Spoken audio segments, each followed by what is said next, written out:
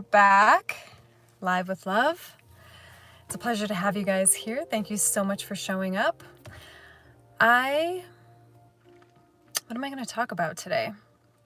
I was asking before I got on. There's been some heavy things in the last couple of lives, and I'm a little curious as to why. And the only thing that I can seem to kind of come up with is that there's a releasing happening from a lot of us energetically. Some of us don't even realize that we're releasing. Like, even if you're not on this spiritual path of connecting deeper to yourself, you're still, something is occurring. Something is being released. Maybe you've had times where you felt very sad. Maybe you felt times where you kind of like blew up at someone and it was over something small. There seems to be a releasing happening. That's kind of what comes in when I ask, why all these heavy topics recently? Like, what's going on with that? And again, the class I was in this morning, they're like, all right, get ready to show up tomorrow to celebrate death. You're gonna die. And it's correct. Like, we will pass at some point, right? All of us. And there was this kind of acknowledgement of that. I mean, currently we're not here forever and ever and ever. Now, people like to put numbers on how long we as humans get to be here, but we can far surpass those numbers, depending on how well you're taking care of yourself and other aspects, like the energetic aspects. So, hello, my friends. Hello. Nice to see you here. So, I'm going to talk a little bit about what came up like 2 days ago. I did a little short on a conversation I was having with someone that said, we were talking about habits. And this particular book that they're studying and they're going down their path, because there's many different ways to go down the spiritual path, right? Many different, like, crossroads. And this person was going through Stoicism. And I remember hearing about it in school. And then I remember having someone that was close in my life that was very proud of the stoicness that they possessed.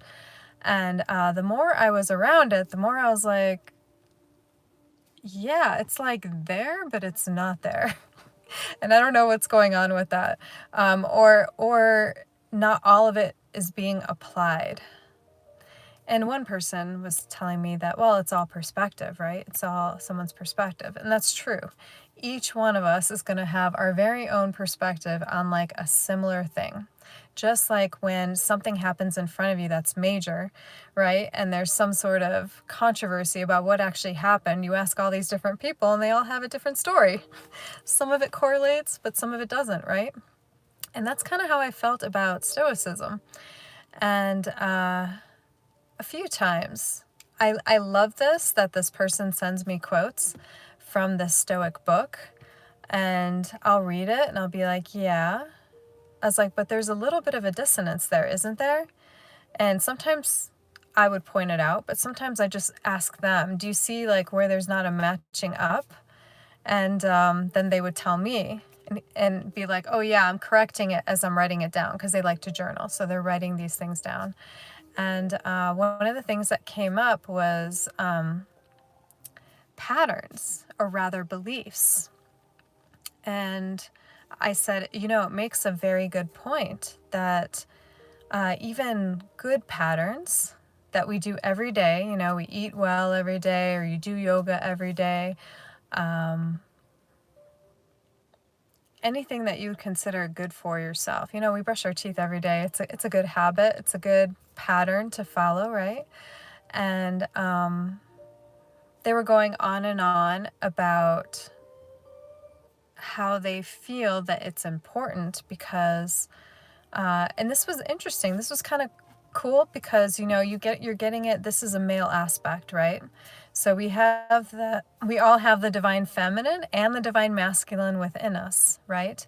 And part of our job of self-mastery is to balance that feminine and that masculine within our form. And there are a lot of us that are living teetered to one side or the other. And we'll notice it in our lives if you're teetering towards one side or the other. I noticed it yesterday. I went swing dancing and I danced with so many people, right? They have us rotate in a circle when you're doing this kind of swing dancing. Hello, everybody. Yes, discipline. Discipline is very important, not habit necessarily, right? So I was in this area of being able to experience so many different dancers, right? And I got to dance with one girl. She was a lot of fun. And she just had decided to try and play the guy's lead, right? To try and because there weren't enough what they call followers and leads in this class. But I got to see some of the men who did choose to be the lead and the pressure that they used with their hands. Could I feel their hand on my back? This is all very important because as a follower of the lead when you're dancing, this is the one time us divine feminines who are in feminine form and identify that way really know that we have to let go of control. Like that person is there to lead, and we are there mostly just to go along with the flow. And that's really difficult for a lot of women to do that, to let go of control. And there's been a dissonance there because of it. There's a dissonance because what ends up happening is women will take control because they don't see something as getting done. Like we'll just talk about males and females right now, but you can make this about like partner and partner, right? Whoever has that type of role, because it usually, I believe, goes into that type of role. But there's this, there shouldn't be a fight, right? If the woman's trying to control things, then the man can't do his job as the lead, right?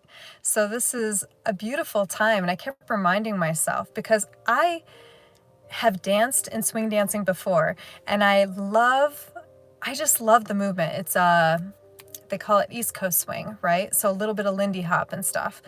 And I had danced with so many people that really knew what they were doing that when I would dance with, say, a man that didn't know so much of what they were doing, I would still be in the female follower role, but I would talk with them and I'd ask them, hey, do you want to learn a few things, or do you want to try something? I can show you, and then you can take over and do that as the lead and get us going in different ways. And it was so much fun to see that contrast. But what I noticed the most was some people had very soft hands and very soft, like to go this way and go that way. Some people were really strong, and I was like, whoa, that's intense. One person who was very much older that I got to dance with had this amazing, it was a technique that I really hadn't seen too much before, but it was very close. Like I was almost uncomfortable. I was like, I'm really teetering on breaking away and saying, I can't dance with you right now. But there's also that style of dancing where everything is very tight and very close, and they're like right there. And when they're right there, the woman or whoever's playing the follower has no choice really but to surrender. Like it's a total lesson in surrender and trust, because we're learning about dipping, right? So men were practicing dipping and women were practicing kind of falling. Now we were told that we could put a leg in front of us and create support for us. And the ladies said, just in case your guy happens to go wayward, you can be like, ta-da, here I am. But I opted to go for the trust, to just trust whatever person was being the lead for me and just completely fall into that person, into the dip as I was supposed to. It was like a side dip, right? So we talk about all these different things that come up with patterns. I was following a pattern and a step, right, with this dance. And life itself is a dance. There's technique involved. So this person I was speaking with had a really good point that over time, because of his habits, I like the word discipline though, he was using the word habits, that he thought his habits were right on.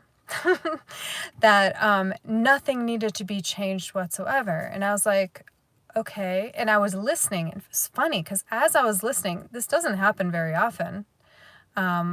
I think it's happened twice with this particular person. I was listening and I decided not to respond from me. I decided to tap into my soul, my heart, because the human person wanted to answer right away. I could feel it in my body. We talked about this before about having to like retort right away when someone's saying something, but maybe you're feeling a little bit different. I decided I wanted to just not answer as me. I wanted my highest aspect to answer what was coming through for this and tell me if what he was saying was true also. Like he believed it was true, but is it true in the soul sense? So I tapped in. It was a little fun. And they were on the other side of this thing, so they were kind of paying attention. I don't know if they were looking at me, but I closed my eyes after they'd spoken a little bit about how they thought that habit was so important. And I was like, yeah, there's a variation. That's me answering, right? There's a variation of habits for sure. There's good habits, there's bad habits. Maybe there's no good or bad though. There's just habits. They're just those experiences, right? That's what the soul would say, that there is no good or bad. But us, often we're like, I don't know if that fits me very well. So I decided to answer from the soul. So I closed my eyes, I took some breaths, and I was just kind of asking. And as they continued to talk, I was just kind of listening to everything that they were saying. And then I could feel like a twinge here when they were talking about technique. I felt, oh, okay, I felt a lightness in my chest. I was like, all right, that's true. What they're saying about technique, developing technique over time for practices that work well for them. The dissonance came when I was hearing them speak about the habits, that it has to be repetitive, it has to be every time.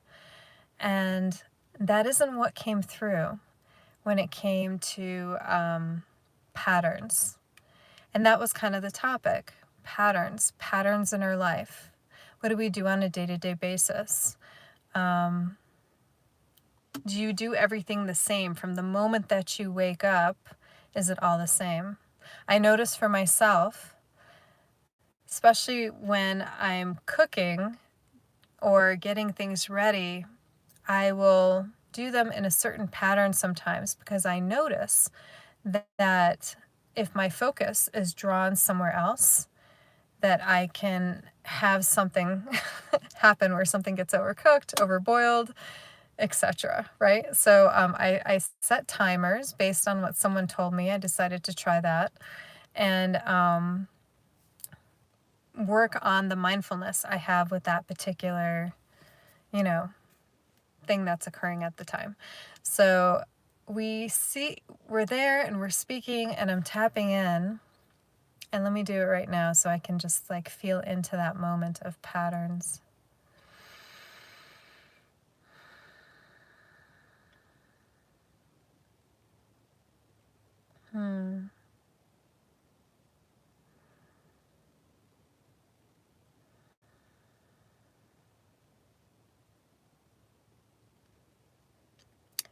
Yeah. It's harder for me to do it right now, honestly, I will tell you. It really is important, like the now moments of different things. when messages come through.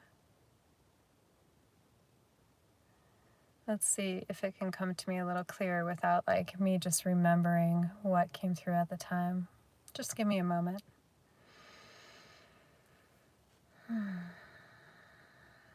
Feel free to breathe with me.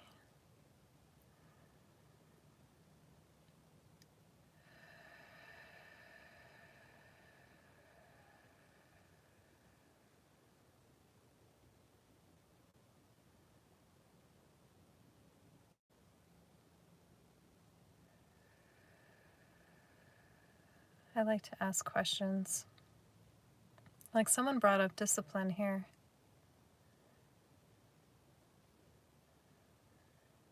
You have discipline in something, you have practice in something, that which accelerates your growth, your expansion. Ah, there it is, expansion. So the topic that had come up and was surrounded around technique, that there's technique that develops and the importance of technique. And as this person was talking about technique, I felt a lightness in the heart. And there was what brought up to, okay, let me just get a little centered.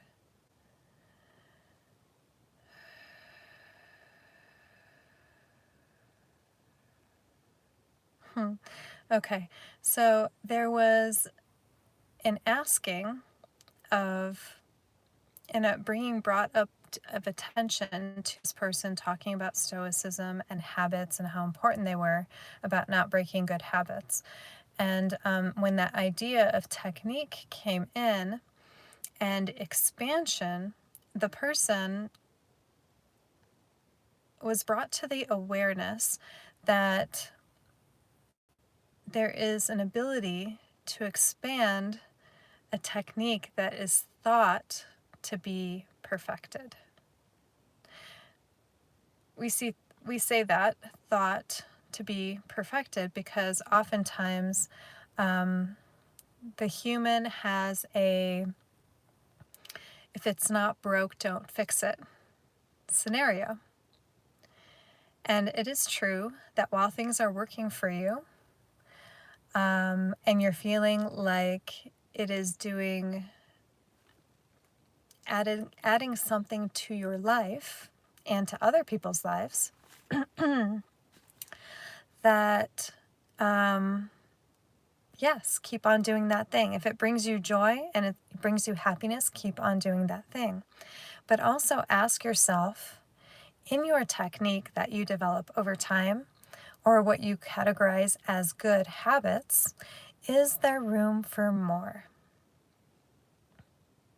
You are oftentimes asking or feeling in life like there's something more out there for you. You know what I speak of. Is there something more? Is there something more to life? Is there something more to this job? Is there something more to this relationship? Is there something more to this this which I am creating in front of me? What is it all for? Who am I? The classic phrase, who am I? Where do I belong?